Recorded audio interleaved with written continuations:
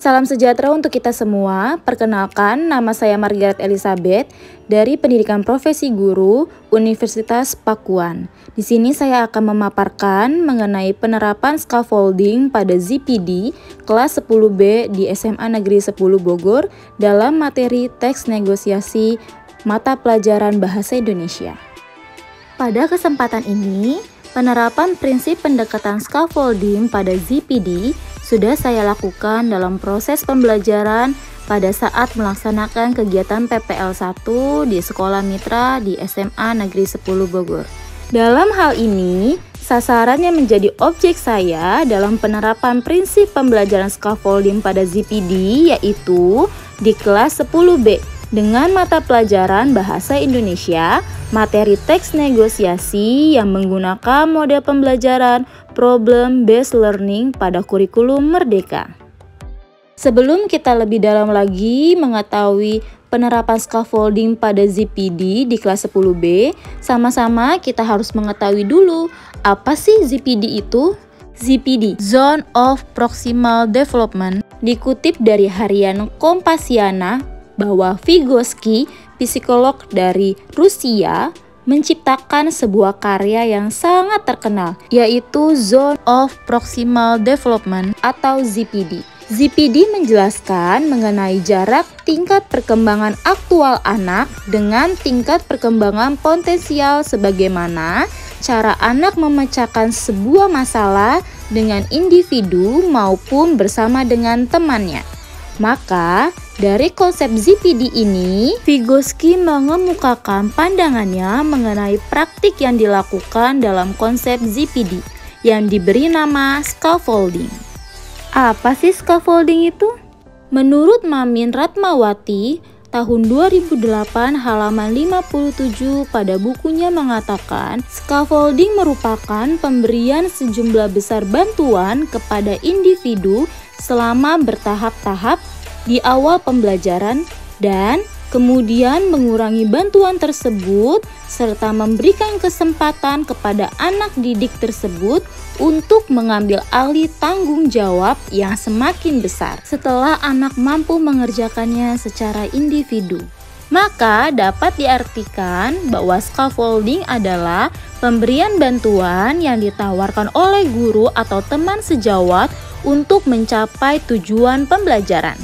Selanjutnya, pada temuan di kelas 10B bahwa peserta didik secara keseluruhan memiliki kecerdasan yang cukup tinggi dan mayoritas peserta didik kelas 10B aktif dalam pembelajaran.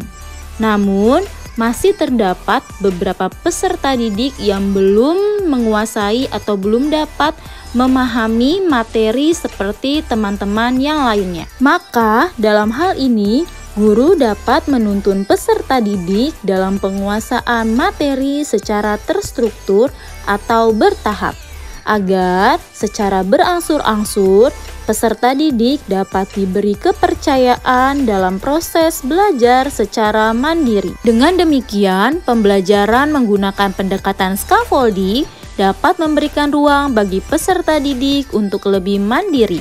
Dari pemaparan tersebut, berikut adalah langkah-langkah penerapan scaffolding di kelas 10B SMA Negeri 10 Bogor.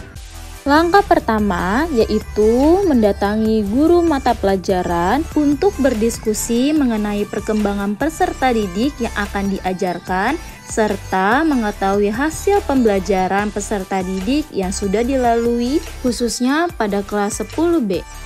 Selanjutnya, pada tahap pembelajaran, guru menjelaskan dan memberikan informasi dengan lengkap mengenai sub pokok materi pembelajaran yang diajarkan.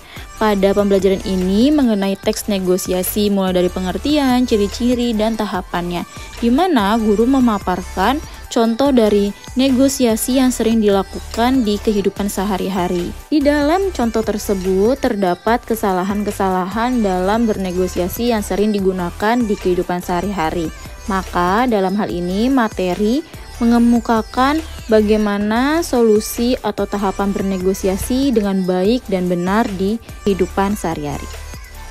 Selanjutnya, setelah pemaparan materi oleh guru, lalu Pembagian kelompok secara merata yang berpedoman pada data diri hasil pembelajaran yang sudah dilalui oleh peserta didik dan berpedoman pada tingkatan ZPD, di mana setiap kelompok memiliki scaffoldingnya masing-masing atau teman sejawat yang memiliki kemampuan yang lebih untuk dapat membantu antar kelompoknya untuk dapat mencapai tujuan pembelajaran.